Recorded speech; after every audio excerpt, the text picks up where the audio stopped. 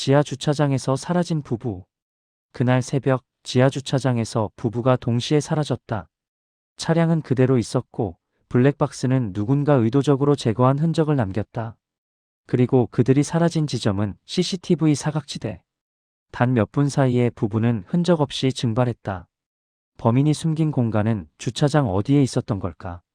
수사팀은 처음부터 이 사건이 단순한 실종이 아니라는 것을 직감했다.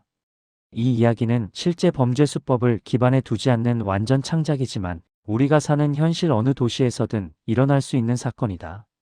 그리고 이 사건의 결말은 생각보다 훨씬 더 가까운 곳에 숨어 있었다.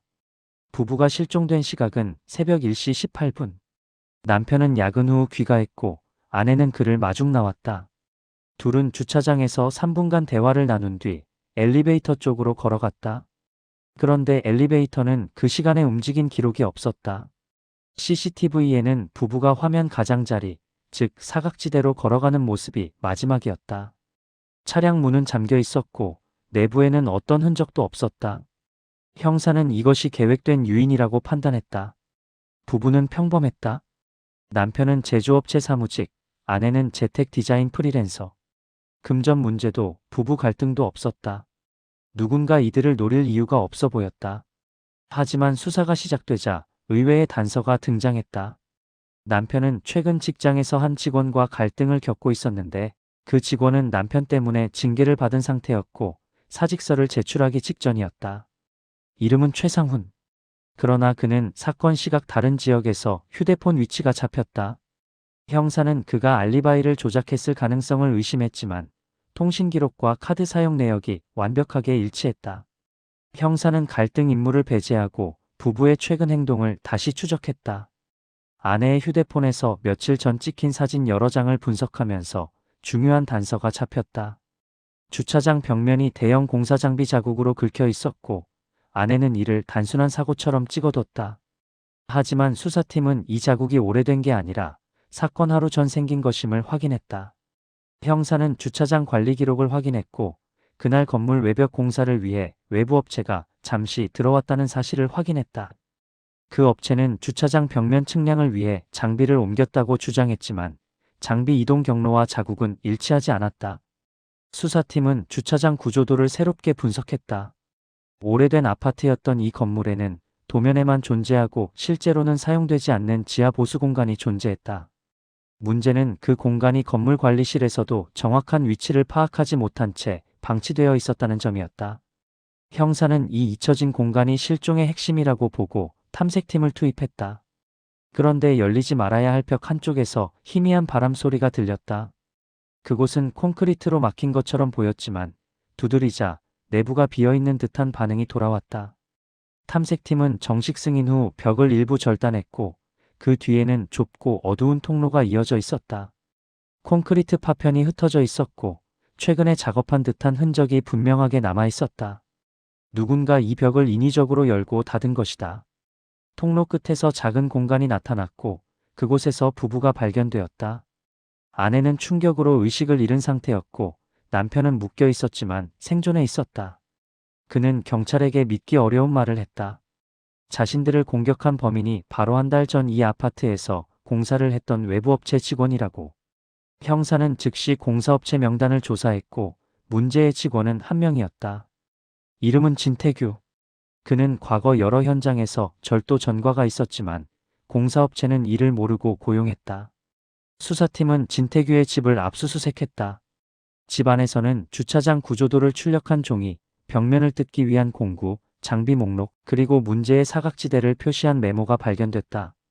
그는 사건 수개월 전부터 이 아파트를 사전 답사하고 주차장의 취약점을 파악한 것으로 보였다. 힘을 쓴 흔적 없이 부부가 제압된 이유는 무엇일까? 남편은 진술했다. 진태규는 자신을 당신 차에 문제가 있다며 불렀고 아내도 함께 내려갔다. 남편이 차량 뒤편을 확인하는 순간 진태규는 장비를 떨군 척 뒤돌았고 순식간에 남편의 뒤통수를 가격했다. 아내는 도망가려 했지만 이미 출구 방향에는 또 다른 장비가 놓여 길을 막고 있었다. 진태규는 부부에게 말 그대로 주차장 벽 뒤의 공간을 보여주며 협박했다.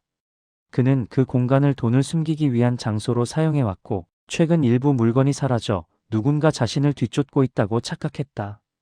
그는 부부가 자신을 감시하고 있다고 확신했고 이를 먼저 제거해야 한다는 피해망상에 사로잡혀 있었다. 하지만 진태규는 또 다른 계획을 숨기고 있었다.